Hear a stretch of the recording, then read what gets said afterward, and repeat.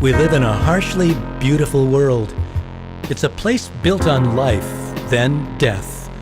Hello, then goodbye. It's a place of smiles and tears. But we live in a world that has been rescued. Can you believe it? It's a world where we don't yet see the rescue very often. Still, there has been a real rescue. There will be a real rescue. We were made to yearn for it. We were made to dream that after all this, the very best of this world and more will be ours to experience again.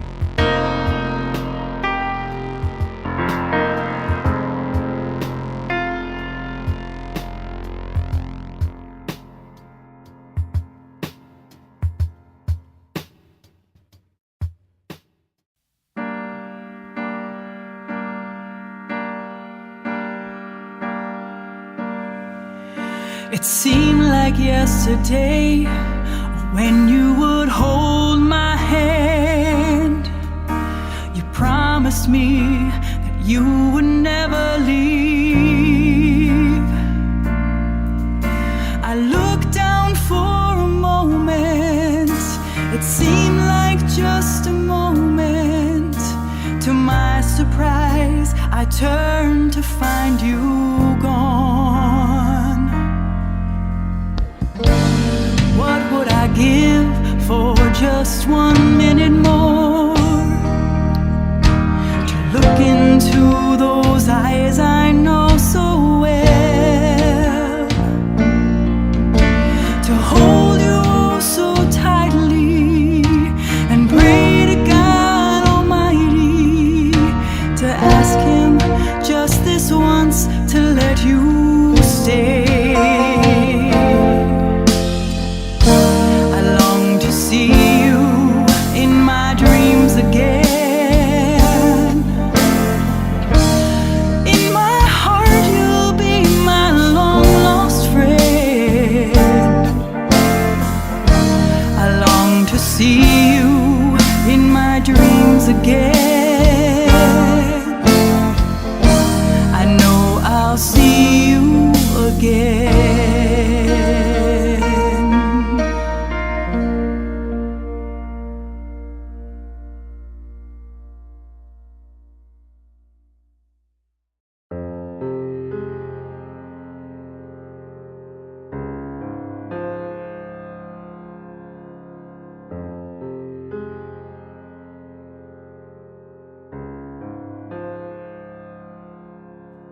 The knock came softly at first.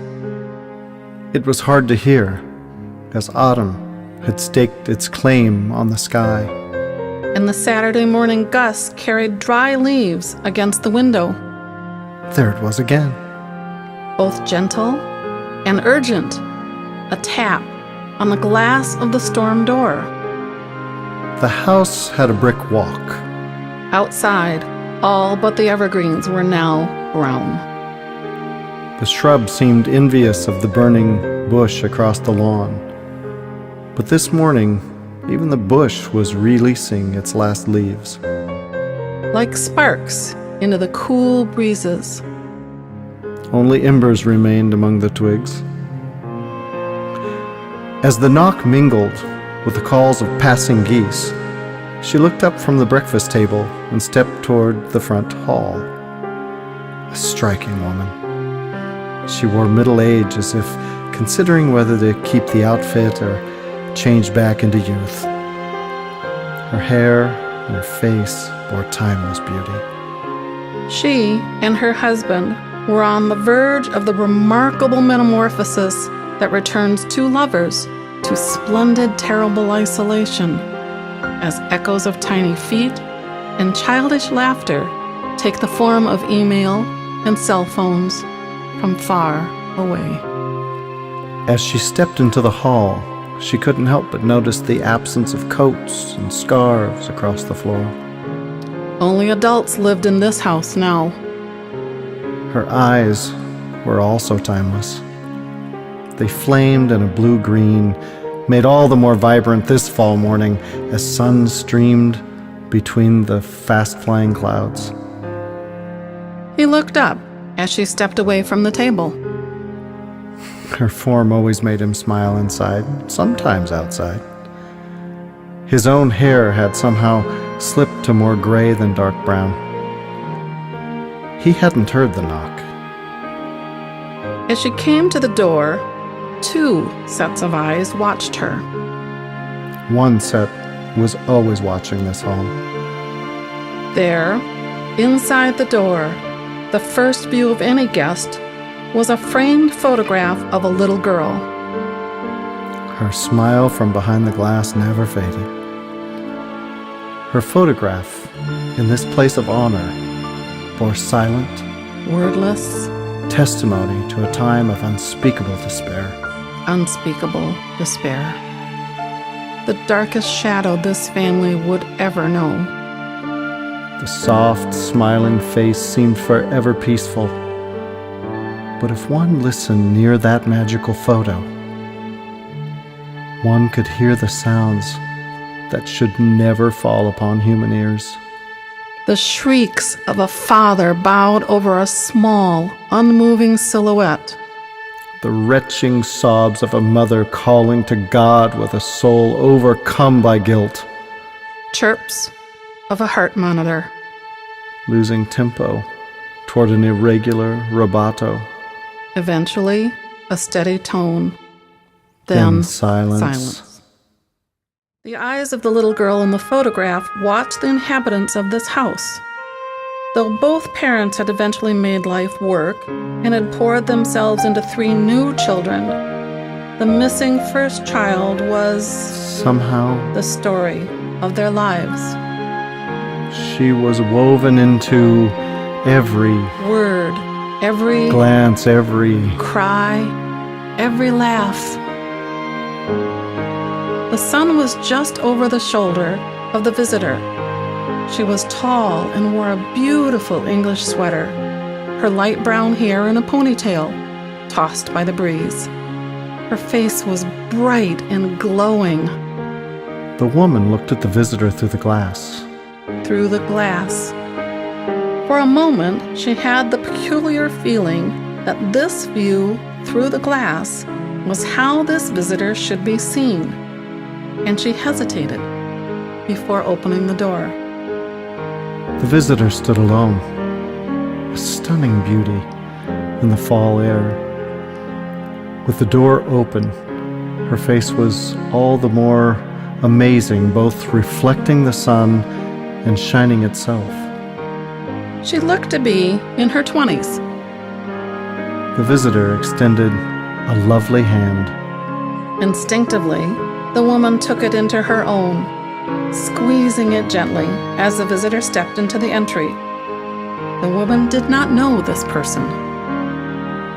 A leaf blew by them into the hall before the door swung shut. I came to say thank you. Do I know you? I came to say thank you. I tell you all the time, but I wanted to tell you now. To tell you here. The woman inhaled to express her confusion, but then stopped. Her breath was stolen. Even though the door was closed, a stray leaf in the hall seemed to take brief flight of its own accord. There was something about the visitor's eyes. The woman became aware in an instant that she had been seeing these eyes for years. Yet had never seen them before.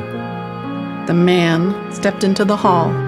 Now aware of the tall young woman holding the hand of his wife silently. Sun streamed across them. The door was closed, but the air seemed to stir just the same. I came to tell you that we were in an embrace just now. At home. He stepped forward to search out these peculiar words from the visitor. She held out her other hand to him. He took it, feeling the warmth and softness. The 3 stood, Flesh, to flesh. To flesh. the there was a tiny rustle as the leaf again slid across the floor. I have often asked him if I could come here. The man And the woman stared, at the visitor's face, her eyes her eyes of blue-green fire. Just now when I asked, he said I could come. We are embracing right now, at home. And at last he said I could come. For a moment. Those eyes. I came to say thank you. For loving me. For keeping my picture in your hall for these 21 years. There was a moment when time rushed from the room, leaving a vacuum filled only by light. The three felt themselves pulled gently Together. Into and Embrace. each sensed the others like one feels water when swimming.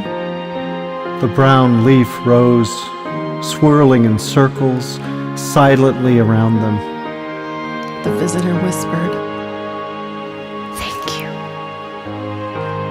But this time, the words seemed intended for different ears. The man and woman stood alone. The brown leaf settled into the hall floor. Holding one another. The visitor was gone. And the face of a little girl looked upon them through glass from the wall. Again.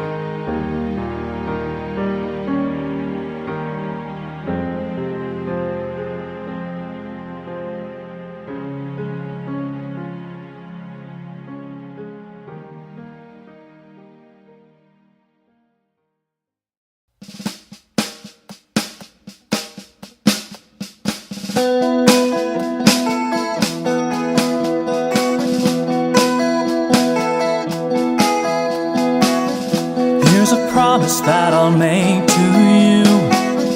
Doesn't matter where this life takes you, I'll hold your hand. I'll hold your hand. You could be a million miles away, all alone, and when the skies turn gray, I'll hold your hand. I'll hold your hand. Like a ship that will carry you, although the storms may rage outside. Safely held in the arms of love, in the arms of love, until the storm subsides.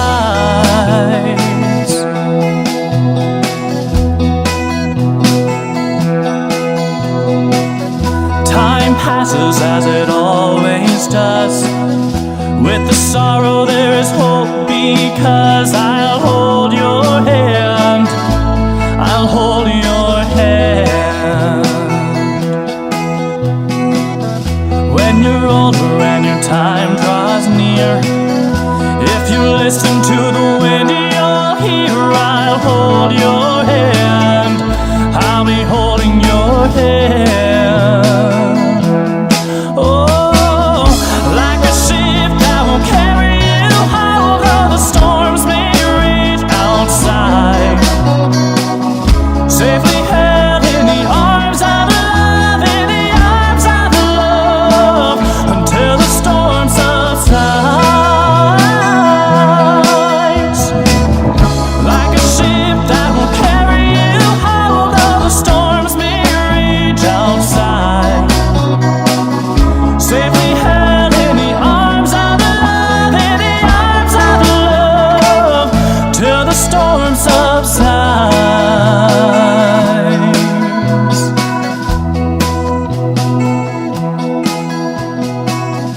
Here's a promise that I'll make to you. Doesn't matter where this life takes you, I'll hold your hand. I'll hold your hand. Holding your hand. holding your hand. I'll be holding your hand, holding your hand.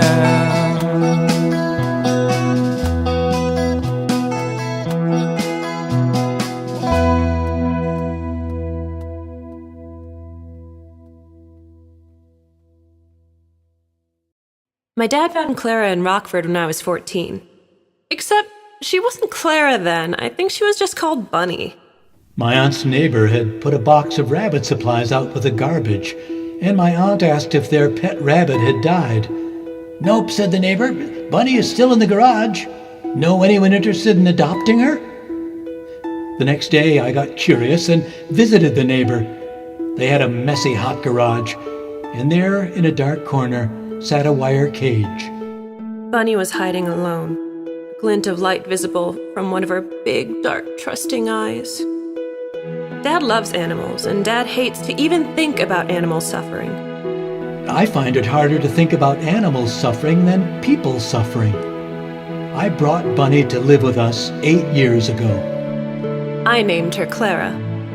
Her life had been hard. Her claws were overgrown, her fur was matted. Clara had broken her front teeth biting at the wire of her cage in the garage. She had suffered through 2 sweltering summers and a frigid winter. She was born to be a house rabbit, but she'd never felt carpet under her feet. Clara had faithfully used a litter pan that was hardly ever changed. I loved Clara. She came to live with me in my bedroom. At first, she lived in a new cage, but soon she just lived in my room and could run wherever she wanted. It wasn't long before Clara's fur was beautiful and smooth.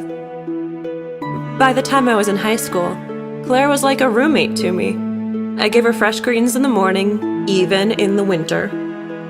I would lie down quietly on my side. Clara would silently sneak up and tuck her head into the crook of my arm, showing me that she wanted me to scratch her forehead and stroke her soft, furry ears. She would kiss my cheek when I touched her ears, and sometimes she would even give me a tiny kiss on the lips. Melted my heart the first time Clara did that. There were times in high school when my life was hard. When Michelle moved away and when I broke up with Matt.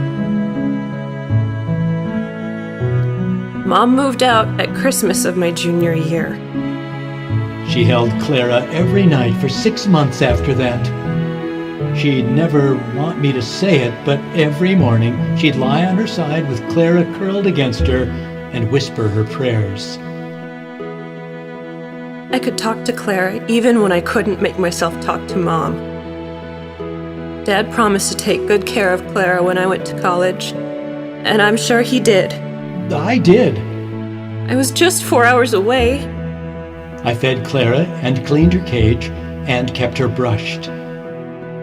I would run downstairs when I got back for school break. There was Clara, usually in her cage. By sophomore year in college, I would usually find Clara asleep. The pleasant sun on her cage seemed to make up for all those first years in that dark garage. I would sneak up and touch one of Clara's soft ears. She would open her big, dark eyes and look at me. I know she was only a rabbit. I didn't know how to tell her. It was just before my last final exam of college. I was looking forward to coming home. I missed seeing her eyes. I didn't know how to tell her. In the end, I just texted her. I didn't blame him. Dad said he found Clara lying quietly in her cage in my room. It was sunny where she lay. When I stroked her fur, she didn't move. I got Dad's text and I just ran out of my apartment and sat on the lawn in the breeze and started to cry. This big, grown-up college kid. I cried harder for Clara than for anything else in my whole life. Is that wrong? I want to hold Clara one more time. I want to touch her ears.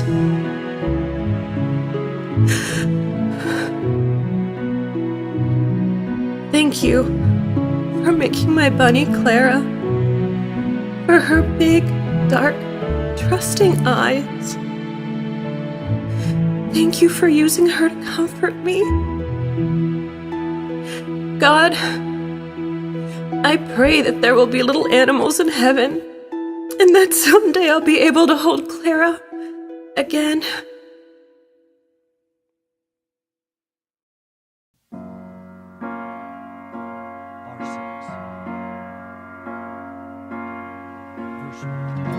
There was a day when time seemed so long, always more and never done.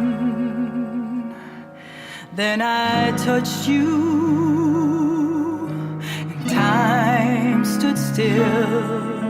Forever time,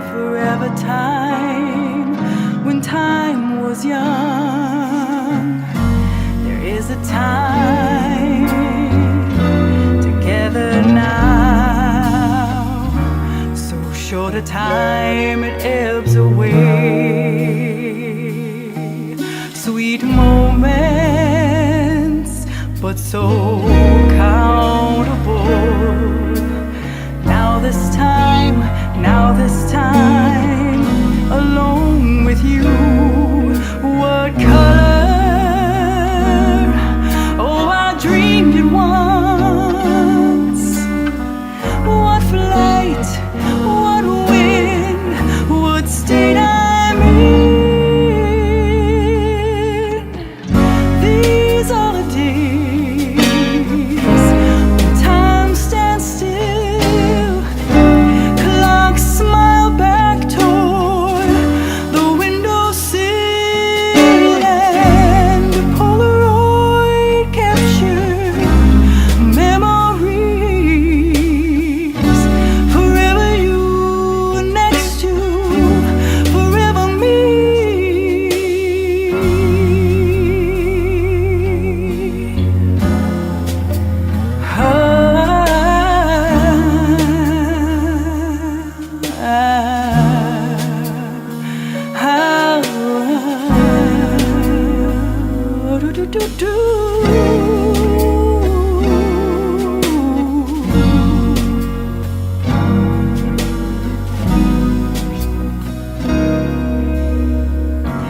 There'll be a time when counting's done, when all we have is what we had.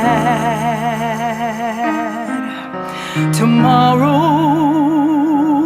time draws closer now. Take my hand,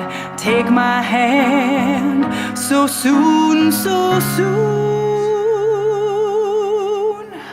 These are the days when time stands still. Clocks smile back toward the windowsill, and Polaroid captured memories.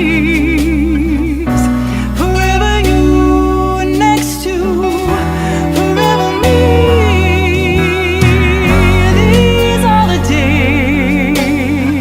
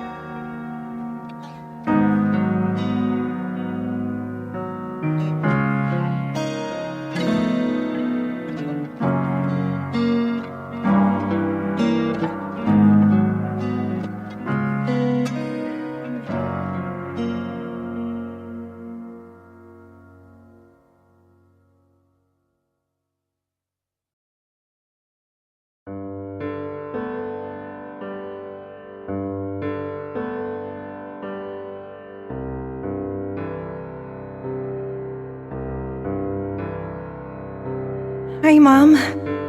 Just another letter from me, Stephanie. When Pastor Bob said it would be good for me to keep writing to you, it seemed weird to me at first, but it has been good. I think maybe this is the letter he always imagined that I would finally need to write.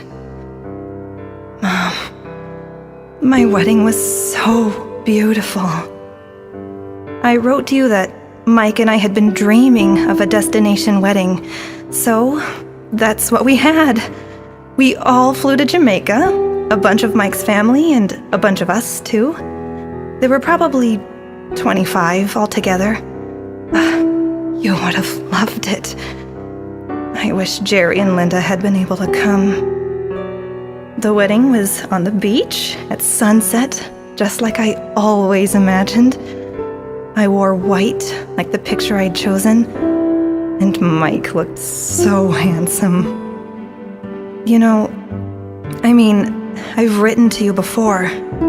Sometimes I don't feel beautiful, but I really felt beautiful at my wedding. I love that things were simple. When I sing at weddings, it can get complicated, distracting. And after dinner, Dad told me something the night before the ceremony. I don't think I've ever heard him say it the way he did then. We were at the beach hotel, and he sat down next to me when everyone was starting to leave. All the patio doors were open, and the sea breeze was gently blowing. Dad told me that he thinks of you when he hears me sing. He said that you had a beautiful voice, and perfect pitch and natural diction. He said that's why singing came so easily to me. Like a gift. Like a gift from... Oh, Mom, I miss you. It's been 7 years that I've been writing you. Bob said I should keep going until I finally felt cared for again. It hurts to know that all these letters are just stuck in the back of my drawer, unopened. 7 years of letters. Sometimes I still can't really believe you're gone. I do feel cared for again. Finally, now. Dad did his best, and Linda has become a mom for me too lately. She helped me choose my dress and prepare for the wedding. I had to grow up without you, and I've never really been able to grow up without you. I wish I could hear you tell me that you were proud of me. Mike really loves me. He makes me feel safe. You know, I haven't really felt safe for 7 years. And Mike makes me feel safe. We'll care for each other, Mom. So this is my last letter. I even told Pastor Bob, and he smiled.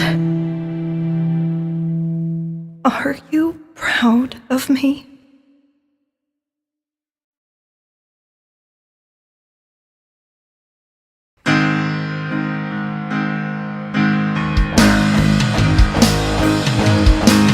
We will be together.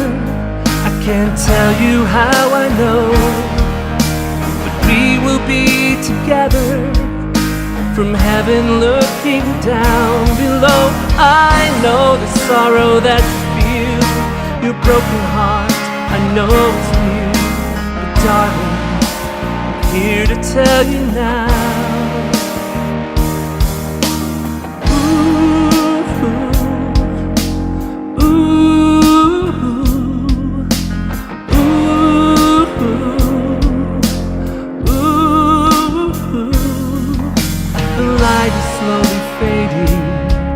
From the corner of the sky, with the time we have remaining, I wanna tell you I'll hold your hand.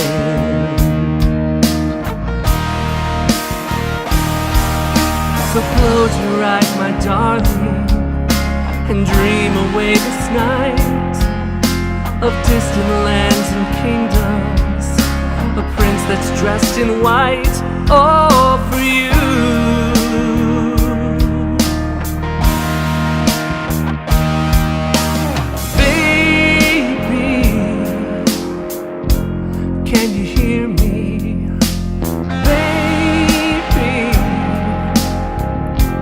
Don't you leave me.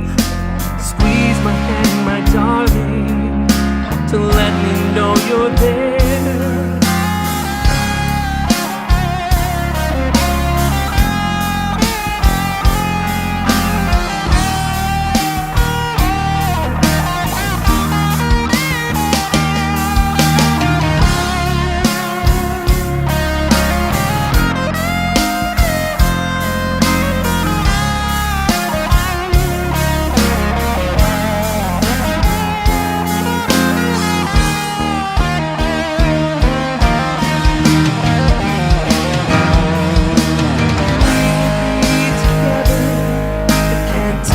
How I know, but we will be together from heaven looking down below. I know the sorrow that you feel, your broken heart, I know it's real. But darling, I'm here to tell you now that we will be together, and I can't tell you when. But we will be together, and I'll be waiting around the bend to take your hand and wipe your tears, to tell you after all these years that, darling, I never left your side.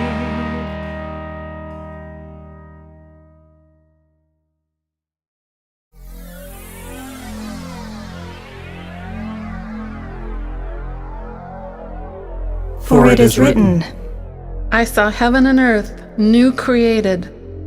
Gone the first earth, gone the sea. I heard a voice thunder from his throne. Look, look! God has moved into the neighborhood, making his home with men and women. They're his people. He's their God. Jesus said, I am, right now, resurrection and life. The one who believes in me, even though he or she dies, will live. And everyone who lives, believing in me, does not ultimately die at all. Do you believe this? The wolf will romp with the lamb. The leopard will sleep with the baby goat. Calf and lion will eat from the same trough. God will wipe every tear from their eyes. Death is Gone. gone for good. For good. Tears gone. Crying, gone. Pain gone. All the first order of things. All the first order of things. All the first gone. All order the of first things. order of All things. the first order of things Gone. gone. Gone. Gone. Gone. Gone.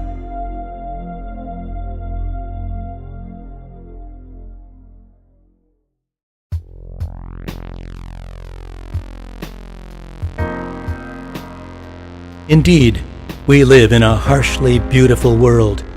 It's a place built on life, then death. Hello, then goodbye. It's a place of smiles and tears.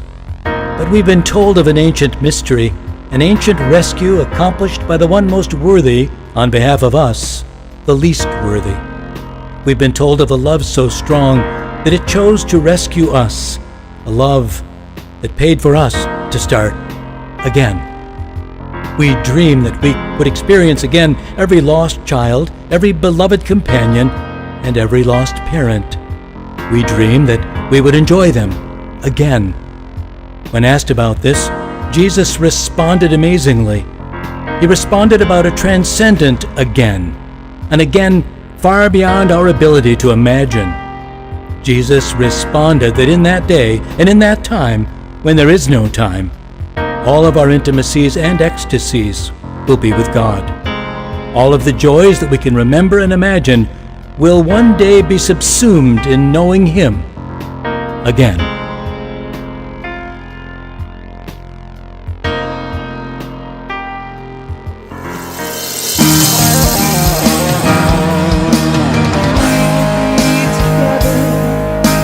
Tell you how I know, but we will be together from heaven looking down below. I know the sorrow that you feel, your broken heart, I know it's real. But darling, I'm here to tell you now that we will be together, and I can't tell you when. But we will be together, and I'll be waiting around the bend to take your hand and wipe your tears, to tell you after all these years that, darling, I never left your side.